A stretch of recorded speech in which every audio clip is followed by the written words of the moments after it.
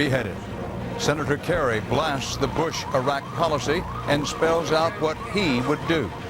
CBS News says it cannot authenticate documents used in a report questioning President Bush's National Guard service record. Ivan is long gone, but the misery lingers on and the death toll rises. And there are more big storms out there. Plus, the return of rickets. Why a disease we thought was wiped out years ago is making a comeback.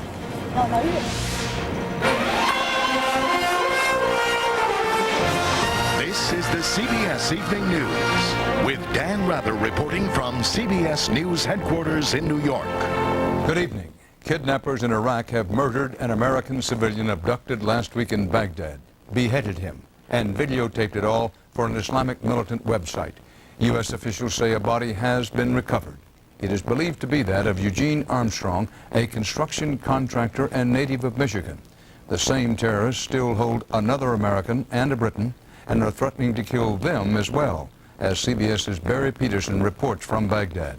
As a grinding voice read threats of devastation and humiliation for the Americans, a clearly terrified Eugene Jack Armstrong, blindfolded in an orange jumpsuit, lived out the last seconds of his life. The kidnappers claim to be followers of terrorist Abu Musab al-Zarqawi, whom they say personally beheaded Armstrong. Tonight, the kidnappers added a chilling postscript. They will kill the other two hostages in 24 hours unless their demand is met. All women prisoners freed from Iraqi jails. In an earlier video, the men gave their names and their jobs building a U.S. military base. The remaining two are Briton Kenneth Bigley and American Jack Hensley. Hensley is from Marietta, Georgia, where his wife Patty pleaded earlier for the hostages' lives. The situation they're in right now, they don't deserve. They were there to really help people. And that's exactly what insurgents are trying to prevent. With this kidnapping of 10 Turkish truckers, the target is America's war effort. Hostage takers vow to kill the men unless their company stops helping the U.S. in Iraq. The hostage taking is bad news for both the Iraqi and the U.S. government. It is likely to frighten away engineers and other specialists from foreign countries badly needed here for the reconstruction effort. And made worse by escalating violence, it forced the Bush administration last week to shift $3.5 billion from reconstruction to security. And there were fresh setbacks for the U.S. In the last few days, two clerics trying to help the U.S. negotiate a ceasefire in the Baghdad slum of Sadr City were gunned down. The message: work with the Americans and you will be killed. We need to go south. U.S. soldiers were on patrol today in Sadr City, where every street is a potential battlefield, in a country where insurgents and hostage takers have made every American a target. Barry Peterson, CBS News, Baghdad. The chaos in Iraq, how it got that way, and what he proposes doing about it was Senator John Kerry's theme in a campaign speech today here in New York City. As CBS's Jim Axelrod reports, while the topic was familiar ground in Campaign 04, today Kerry's words had a new edge and a tighter focus. For at least the 15th time this campaign, John Kerry delivered what aides billed as a major foreign policy speech. But this time was different. This policy has been plagued by a lack of planning, by an absence of candor, arrogance, and outright incompetence. Kerry laid out his plan to start bringing home troops next spring and have them all home within 4 years. To fire those at the Pentagon who've mismanaged the rebuilding of Iraq. And to use UN troops to ensure free elections next year. But underlying everything was blistering criticism of Mr. Bush's rationale for war. By one count, the president offered 23 different rationales for this war. If his purpose was to confuse and mislead the American people, he succeeded. Kerry, the war critic, also tried to explain his vote authorizing the war, saying just because he voted to give the president the power to go to war doesn't mean he has to agree with the way he used it. In other words, that it doesn't make him a flip-flopper. Which to the president is exactly what that makes him. Today, my opponent continued his pattern of twisting in the wind. If Senator Kerry's idea was to deliver a once-and-for-all, here's my position speech, Invading Iraq has created a crisis of historic proportions. And if we do not change course, there is the prospect of a war with no end in sight. Then President Bush's response was, same old, same old. He apparently woke up this morning and has now decided, no, we should not have invaded Iraq. But what's clearly not the same is that 6 weeks out, John Kerry is now picking a sharper, more defined fight with the president, focusing on a war that's favored Mr. Bush so far, but seems to be getting worse each day. Jim Axelrod, CBS News, New York. 2 more American soldiers were killed today in that other war, the one in Afghanistan against Osama bin Laden's terrorist followers and Taliban allies. It happened in a remote southeastern province bordering Pakistan. The U.S. military describes the incident only as a firefight against unidentified gunmen. Hurricane season has taken another deadly turn, this time over Haiti. 300 people or more are feared dead there after Tropical Storm Jeanne triggered widespread floods and mudslides. Tonight, Jeanne regenerated into a hurricane and headed out to sea. Jeanne is one of 3 big storms lined up in the Atlantic, along with Hurricane Carl and Tropical Storm Lisa. Lisa is expected to be a hurricane tomorrow. For now, none of the 3 is considered a threat to the U.S. mainland. That could, of course, change. What was Hurricane Ivan left more mud, flood, and a rising death toll today from Ohio to Pennsylvania to Maryland as rain-filled rivers spilled over their banks. Ivan is now blamed for at least 52 deaths in this country alone. Correspondent Sharon Alfonsi is tracking Ivan's aftermath on the Weather Watch.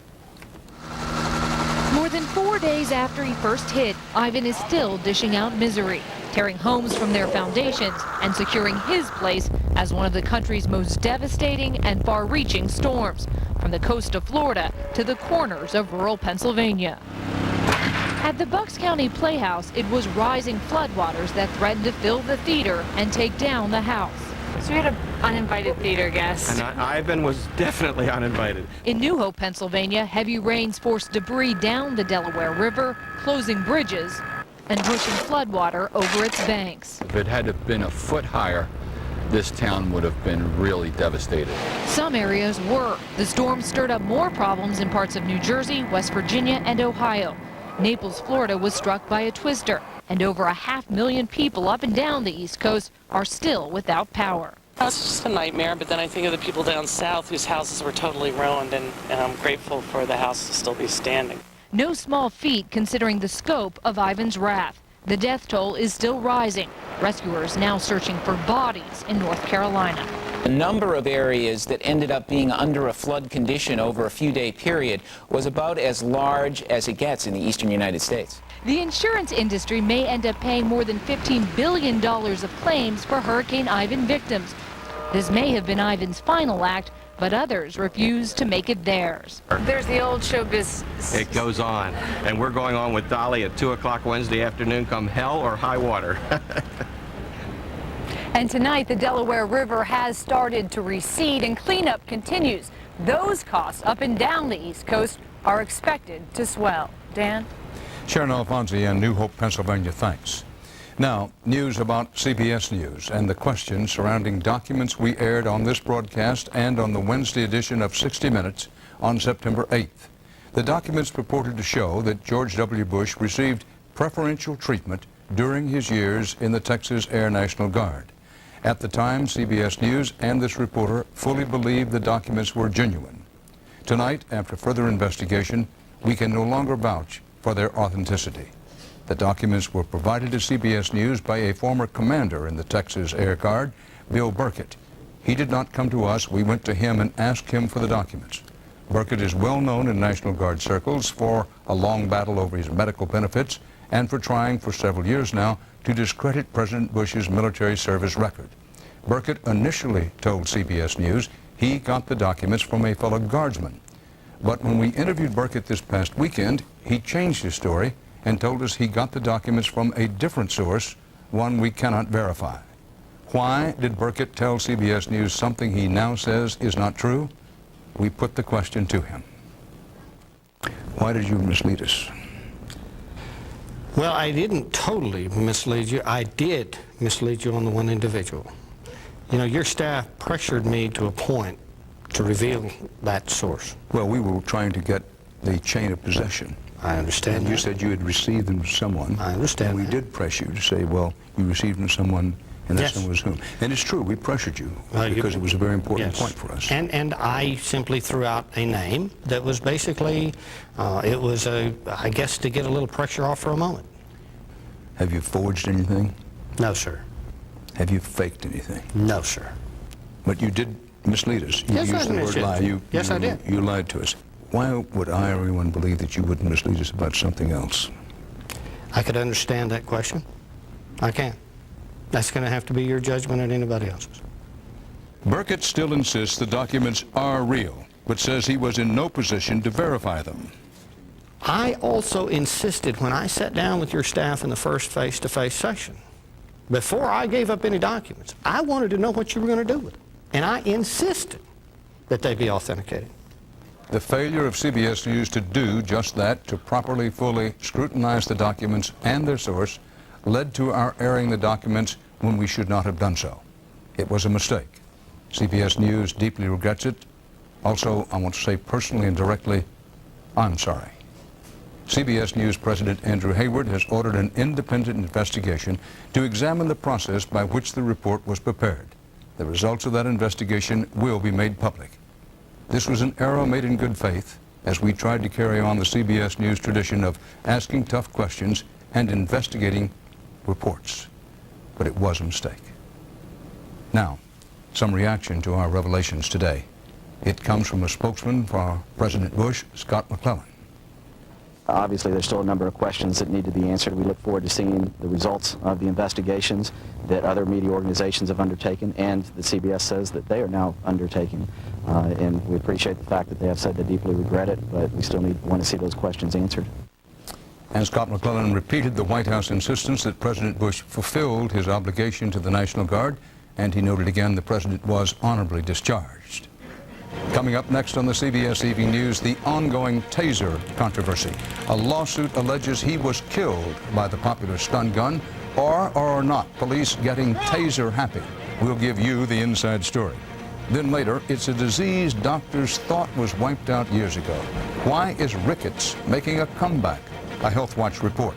But first, CBS News honors fallen heroes. Andy Houghton, Eagle Scout, West Point graduate, natural leader. He believed it was his duty to make the world better. He ran a Special Olympics and recorded books for the blind. Houghton, who died of shrapnel wounds, told family and friends how proud he was of the platoon he led and their efforts to bring peace. The surface is just absurd. I'm in my 27th year with this airline, and I certainly have a vested interest in seeing this airline move